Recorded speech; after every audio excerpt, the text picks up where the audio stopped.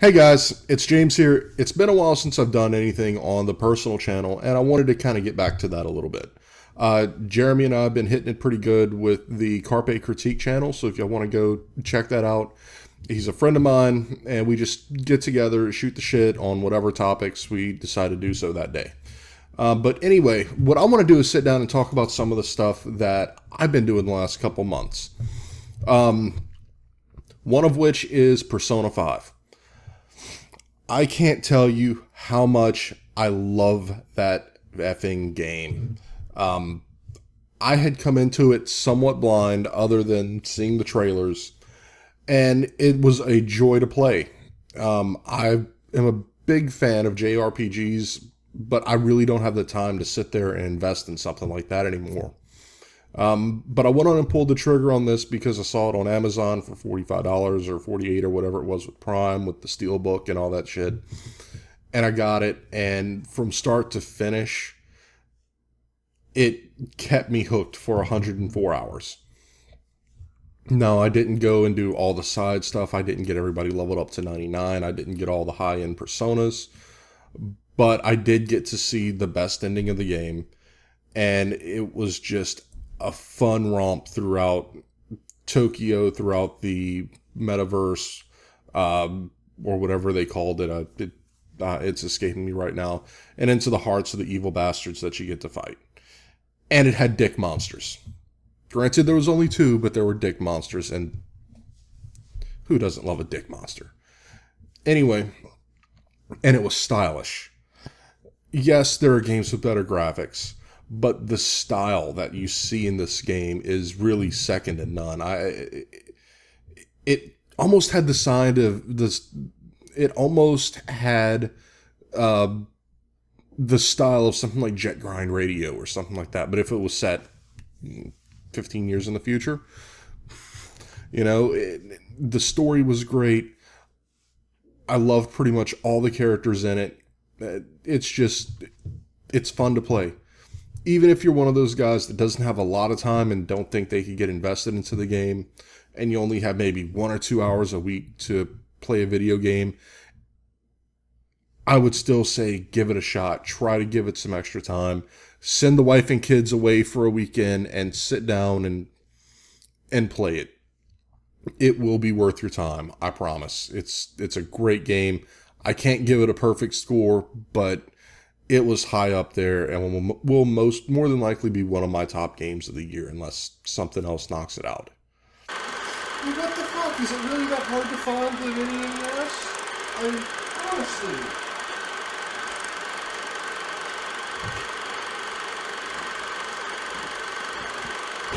Fucker, be almost as hard to find in my house as you do at the store. God damn it. Okay.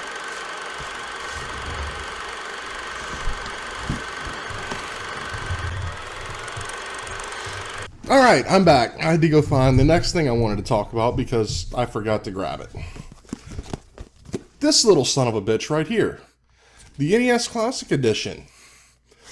I was one of the lucky ones that got it the last week it was on sale at a store for $59.99. Jesus Christ, Nintendo.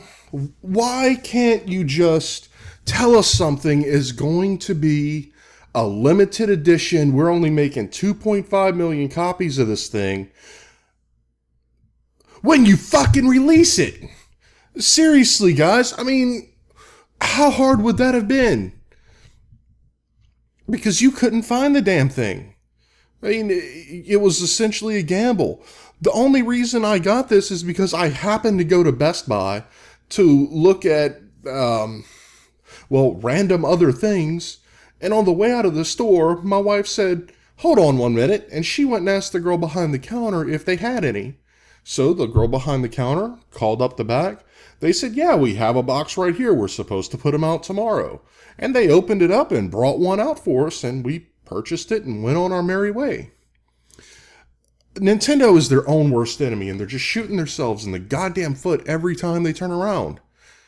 They could have made a hell of a lot more money with this, but they decided to make the 2.5, let scalpers get 1.5 million of them, to resell them for, $250 to people that couldn't find them anywhere else because they were already bought. And then the rest of us that happen to get lucky, we can dance home and plug these things into our TVs and play some goddamn video games. But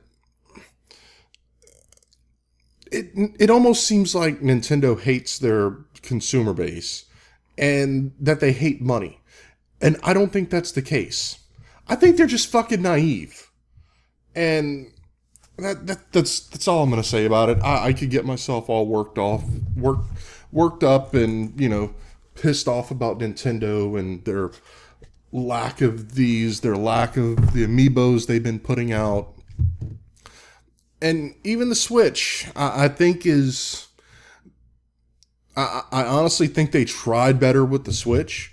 They just didn't end up producing enough of them because I don't think anybody expected that high of a demand with the Switch.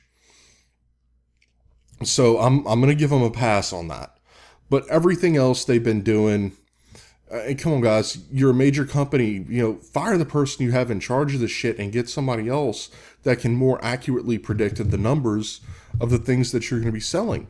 You would have probably sold 5 to 10 million of the little retro consoles. You would have sold more amiibos, and there wouldn't be this price gouging from scalpers going on. I mean, I'm all for the free market or whatnot, but that's a little different when you have some asshole going into a store with, a bunch of kids and shit behind him, buying all the things that the kids and shit want, then turn around, put them on the bed of your truck or, in the boot of your car, what have you, open it up and then say, selling these things for 4 times the price that you could have just bought it in the store if I wasn't a dickhead and went in and got them first. Anyway, that's all I got to say about that before I get, really, really pissed off. What else has been going on? I think I finally found the limits of my 7-year-old PC. I've did the upgrades that I've wanted and have needed to it for a long time over the last couple of years. I put a 1070 in it, did a solid state drive from a hard drive. And you know what? It's just not keeping up at this point. I wanted to play Prey. I know it is kind of mediocre. I got part of the way into it, but this poor little 7-year-old computer just isn't able to keep up anymore.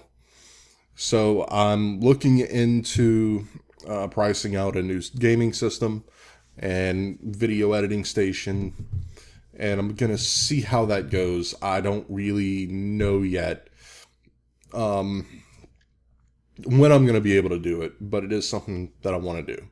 And another thing I want to rant about is monitors. Right now, I'm using a cheap-ass Seiki, S-E-A-K-I. See, you look at it right there.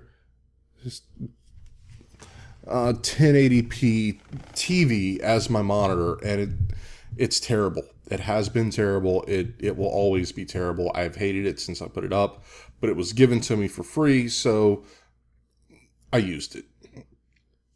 I want more real estate to when I do video editing and things like that. So I'm definitely looking at a higher resolution monitor. But the pricings on these monitors now is fucking ridiculous. I mean, I remember the days of getting a monitor for $300 or even less than that, $150, and calling it a day and just, hey, I've got a new monitor, yay. But now there's so much other shit you got to look into. Do I want 60 hertz? Do I want 144 hertz? Do I want to jump up into the 200 some odd hertz range? Do I want 1080p? Do I want 480p? Do I want, 1080p? Do I want 4K? Do I want 1440p? Do I want ultra wide? Do I want regular widescreen 16 by 9? Do I want to go with this brand? Do I want to go with the Predator? Do I want to go with Asus? Do I want to go with LG? I mean, and each monitor has its ups and its downs. It has its flaws. It has its positives. But what I'm looking for is just an all-around monitor. I mean, personally, I'm not a pro gamer, and I never will be. But I love playing me some video games. So I can't justify spending the extra $300 on a monitor just because it has 144 hertz. I can't do it. I'm not going to. I don't need that. However, what I do need, because I love doing the video editing, is I want a lot of screen real estate. So, and I can do that with 60 hertz, but I want more than that comes with 1080p. I've been using 1080p. Is it enough? Yes. But I want to upgrade. So to upgrade, what do? I go to 1440p and super wide. Or ultra wide, 21:9. Which is great, but that comes with its own set of problems because there's a lot of games that aren't going to support super wide or ultra wide, or the windows are going to look like hell, or there's just going to be something. You know, or I could go curved screen; those look really pretty, but once again, when you start going to the ultra wides, you get weird issues with websites and applications with how they're displayed on screen and all that. And that's not necessarily something that I want to deal with. So after beating my head against the wall, drinking a couple bottles of liquor, putting about 20 hours worth of research and watching reviews and reading and looking at prices, I think I finally decided to go with a 4K 60 hertz, relatively middle of the road monitor, because I want the real estate of 4K and I want it to be able to downscale to 1080p if I want to play a game or whatnot, and not have to worry about spending an additional $680 on another 1080 Ti so that I can push whatever game in ultra super max settings at 4K. Now, would I want to do that? Hell yes, I would. That sounds amazing. But I don't want to jump right out the gate spending $4,000 on a computer. It's looking like I'll end up spending about $2,400, which isn't too bad considering my machine's, 7 years old. But this will put me in a really good place as far as doing video editing. I'd love to start doing some streaming on Twitch, and I think it would be a good starting place for me because I can always come in later when the 1080p, when the 1080 Ti's go down, and get another one to help future-proof even more. I can always add more RAM, more drive space, and things like that. But I think I finally come to a good place where I can do that and kind of call it a day on the computer. I don't know when that's going to happen because right now we're still trying to sell our house. It's been on the market for about a month or two. We haven't really had any offers, and we've been going around looking for other places. So on a good note, I have been told that whatever living room den combination that we have in our new room, I can take that for my retro gaming / computer room and do whatever else I want with it. We were planning on getting something 4 bedrooms, so what my wife is taking one of the bedrooms to make into her whatever the hell she wants to do with it room. So we're really excited about that, but we just need to get this house sold first so we can go ahead and start moving on that. Anyway, that's not all I've got to talk about, but that's a pretty good chunk of it. So that's it, guys. I just wanted to kind of catch up with everybody, let you know that I'm still around, I'm still here, I'm still wanting to do solo stuff, and we'll catch you next time. Maybe I'll have some game pickups or something. I might go out to a garage sale or something more and see if I can't pick anything up. But that'll be it. Anyways, thanks for watching. Bye.